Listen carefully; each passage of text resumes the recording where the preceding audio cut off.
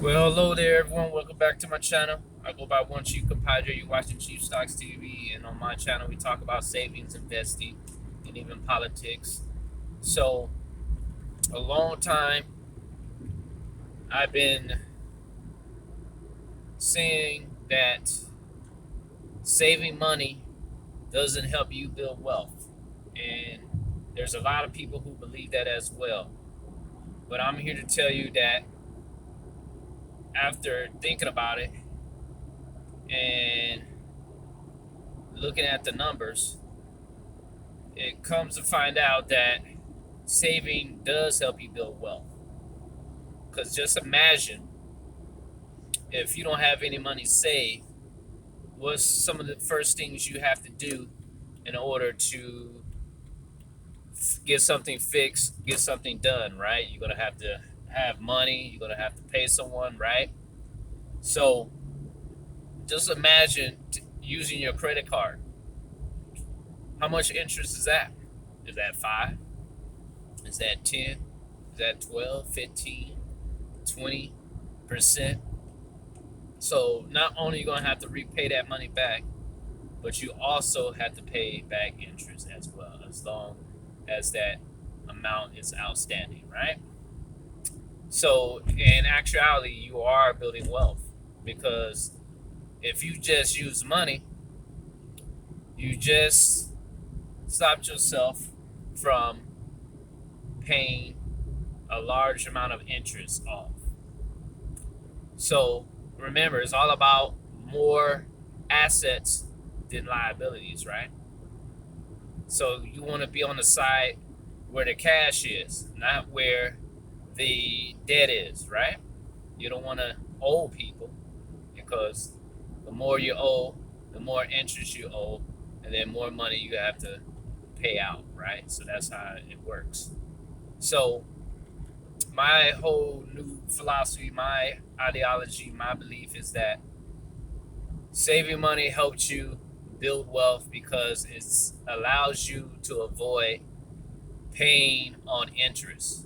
And we all know interest can accrue, and it can cause you to pay more than what something is worth, right? After amount of time.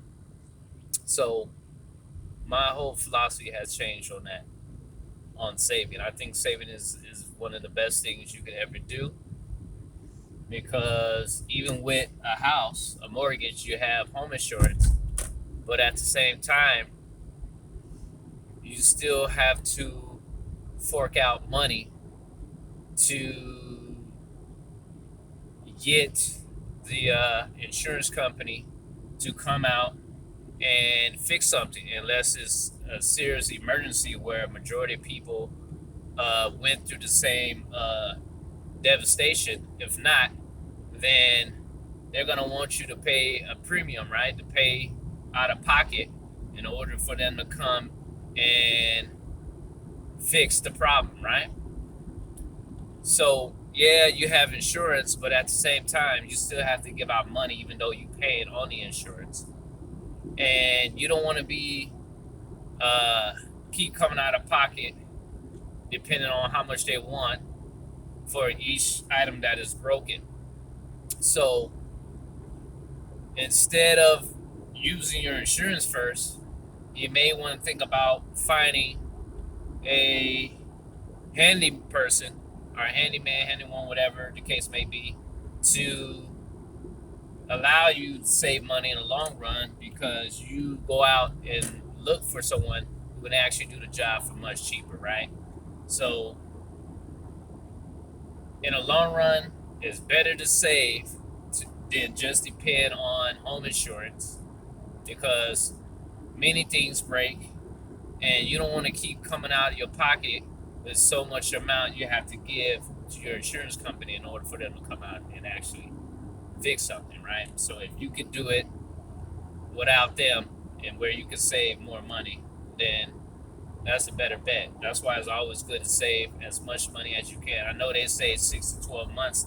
They used to say 4 to 6, and then it said 6 to 9. Now, ever since the pandemic, now they're saying 6 to 12. I'm here to tell you that there should be no limit. You should try to save as much as you can, and you should invest as much as you can.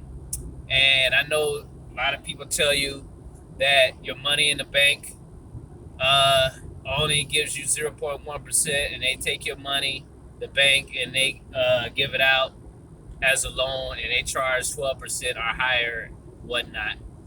But you have to understand that it doesn't make sense to go online and find a bank online that'll pay you an extra 1 or 2%. Where you should be getting your interest rate to pay you money is in investing in the stock market. That's where you get your 5, 7, 8, 10, 12, 14, 16, 20% of interest due to the stock market going up or due to you getting paid dividends. That's where your wealth comes from.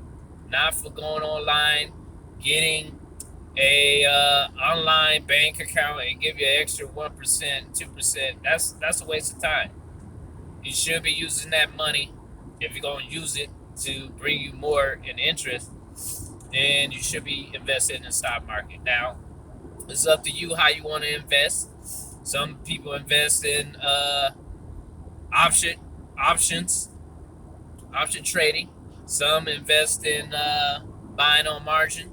Some invest in individual stocks. Some invest in ETFs, index funds, you name it. So there's many ways